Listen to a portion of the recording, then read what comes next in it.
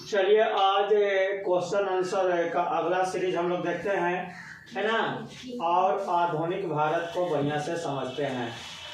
तो आज का पहला क्वेश्चन है, किंग मेकर के नाम से किसे जाना जाता है? किंग मेकर, इसका अर्थ हुआ राजा बनाने वाला, है ना। इसका अर्थ क्या हुआ? राजा बनाने वाला। उपाधि किसे मिला था? तो ऑप्शन है जुल्फिकार खां, जुल्फिकार खां, है ना। बी में है सैयद बंधु, सी है मराठा और डी है उपर्युक्त में से कोई नहीं। तो इसमें किसे किंग मेकर के नाम से जाना जाता है? सैयद बंधु को, है ना। सैयद बंधु को जुल्फिकार खां वो नहीं होगा। हाँ, इसमें क्या हो जाएगा? सैयद बंधु होगा। सैयद बंधु जो है दो भाई थे, है ना। एक का नाम था सैयद अब्दुल्ला खां और एक का नाम था सैयद हुसैन अली। दो भाई था और दोनों भाई मिलकर सबसे पहले फर्रुखसियर को शासक बनाया था 1713 ईस्वी में, है ना। तो 1713 से 1719 ईस्वी तक फर्रुखसियर शासक रहा था। उसके बाद फर्रुखसियर को मार देता है और उसके बाद सैयद बंधु रफी उत दर्जात को बनाता है। रफी उत दर्जात, है ना। और वह ज्यादा दिन तक शासक नहीं रहता है, वो उसको शराब पीने का आदत रहता है। शराब बहुत पीता था, जिसके कारण वो उसका तबीयत ज्यादा खराब हुआ। और वह एक और भाई का क्या नाम है? सैयद हुसैन अली। तो रफी उद दर्जात मात्र 4 महीना शासक रहा था और उसकी मृत्यु हो गई थी क्षय रोग से। कौन रोग से? क्षय, जिसे टीबी रोग कहा जाता है ना। उसके बाद उसी का भाई था रफी उद दौला। रफी उद दर्जात का भाई था रफी उद दौला, फिर उसे शासक बनाया, है ना। तो इसको अफीम खाने की आदत थी। रफी उद दौला को अफीम ये का, रफी उद दौला ये कौन है? हाँ, ये उसी का भाई था, रफी उद दर्जात का भाई था। आप बोले कि ये भाई है सर, दो भाई चलिए, हुसैन है नाम। तो रफी उद दौला रफी उद दर्जात के बाद बनता है ना। रफी उद दौला को भी अफीम खाने की आदत रहती है, जिसके कारण यह भी सितंबर जून 1719 ईस्वी में शासक बनता है और सितंबर में इसकी मृत्यु हो जाती है। सितंबर 1919 में, यानी 2-3 महीना यह भी शासक रहता है रफी उद दौला, है ना। तो अभी तक 3 शासक हो गया, फर्रुखसियर, उसके बाद रफी उद दर्जात, उसके बाद रफी उद दौला। इसके बाद जब रफी उद दौला मर जाता है तो उसके बाद मोहम्मद शाह को सैयद बंधु के द्वारा शासक बनाया जाता है। और मोहम्मद शाह 1719 से 1748 ईस्वी तक मुगल शासक रहता है ना। तो इस प्रकार ये 4 शासक बनाया था, है ना। कितना शासक बनाया था सैयद बंधु? 4 शासक। इसके कारण इसको किंग मेकर के नाम से जाना जाता है। और विशेष सैयद बंधु के बारे में कल के लेक्चर में बताया गया था, कल के क्वेश्चन में, है ना। तो पहला का सही आंसर सी हो जाएगा। जुल्फिकार खां किसको शासक बनाया था? जुल्फिकार खां किसे शासक बनाया था? जहादर शाह को, है ना। जहादर शाह को 1712 ईस्वी में बनाया था। माने इसी के सहयोग से जहादर शाह शासक बना था, है ना। चलिए, जुल्फिकार खां के सहयोग से। अब चलिए क्वेश्चन नंबर 2 को देखते हैं। क्वेश्चन नंबर 2 क्या कहता है? तो कहता है, किस मुगल शासक के समय फारस के शासक ने 1739 ईस्वी में भारत पर हमला किया था, है ना। 1739 में भारत पर हमला किया था फारस किसको कहा जाता है? ईरान को, है ना। तो ईरान के शासक था वह किस 1739 में किस मुगल शासक के समय हमला किया था, है ना। तो ऑप्शन है ए में है जहांगीर शाह, बी में है फारुखसियर, सी में है मोहम्मद शाह और डी में है अहमद शाह, है ना। तो इसमें शासक के हाँ कौन आंसर हो जाएगा? मोहम्मद शाह, है ना। मोहम्मद शाह 1719 से 1739 ईस्वी तक शासक रहा था। 19 से 48 ईस्वी तक शासक रहा था। और इसी के समय फारस के शासक कौन था? नादिर शाह। कौन था? नादिर शाह 1739 ईस्वी में भारत पर हमला करता है और हरियाणा के करनाल के मैदान में इधर से मुगल शासक और उधर से नादिर शाह के बीच युद्ध होता है। कब होता है? 1739 ईस्वी में।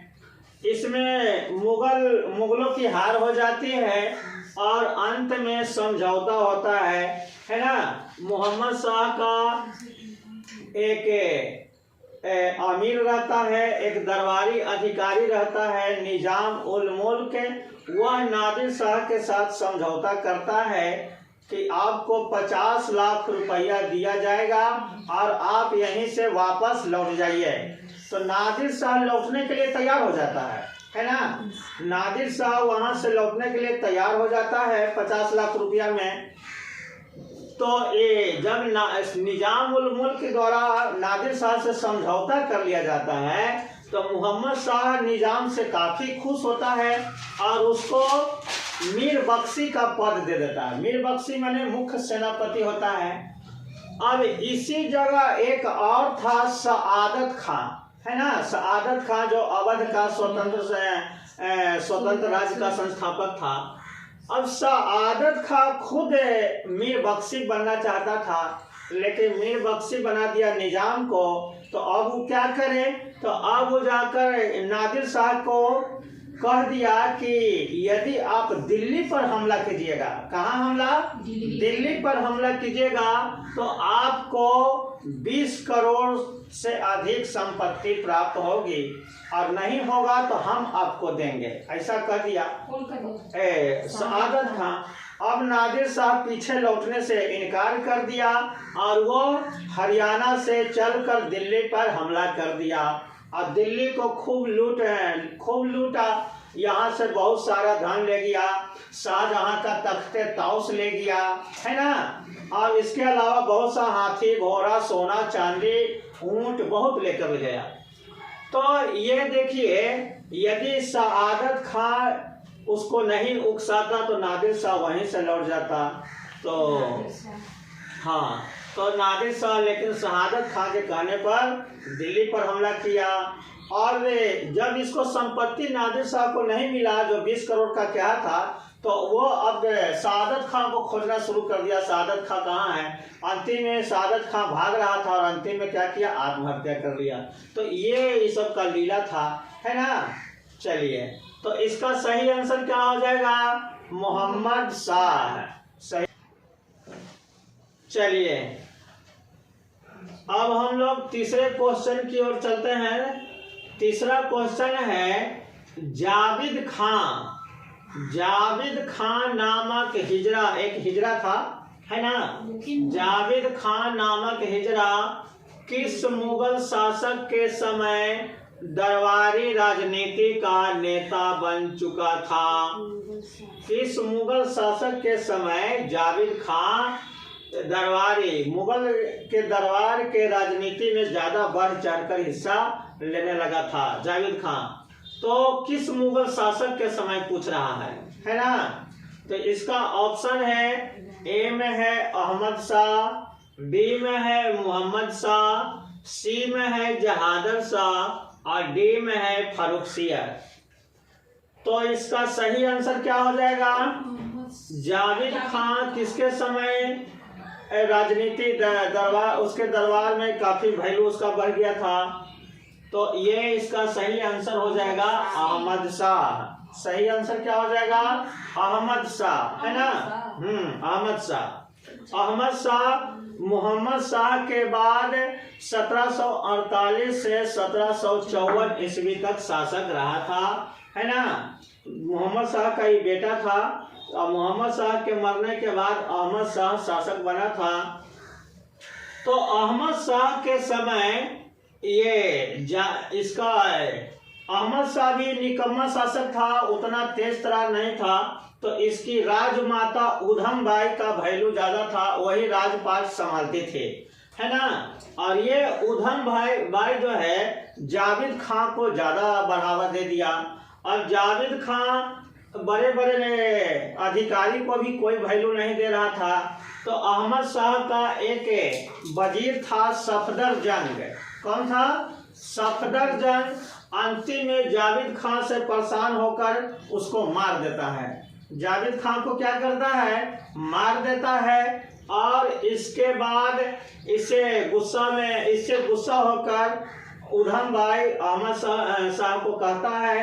तो अहमद शाह के द्वारा सफदर जंग को वजीर के पद से हटा दिया जाता है। और इसके बाद इमाद उल मुल्क, किसको? इमाद उल मुल्क को वजीर का पद दिया जाता है ना? तो यहाँ जावेद खान का महत्व किस शासक के समय बढ़ गया था? तो अहमद शाह हो जाएगा। सही आंसर क्या हो जाएगा? अहमद शाह। समझ गए ना? चलिए अब चौथे क्वेश्चन की ओर चलते हैं। शाहजहां द्वितीय की उपाधि से कौन शासक बना था? शाहजहां द्वितीय की उपाधि किस मुगल शासक को दिया गया था? हाँ, शाहजहां द्वितीय। तो इसका ऑप्शन है, ए में है मोहम्मद शाह, बी में है रफी उद दर्जा, सी है रफी उद दौला और डी है जहांदर शाह। क्या होगा सही आंसर?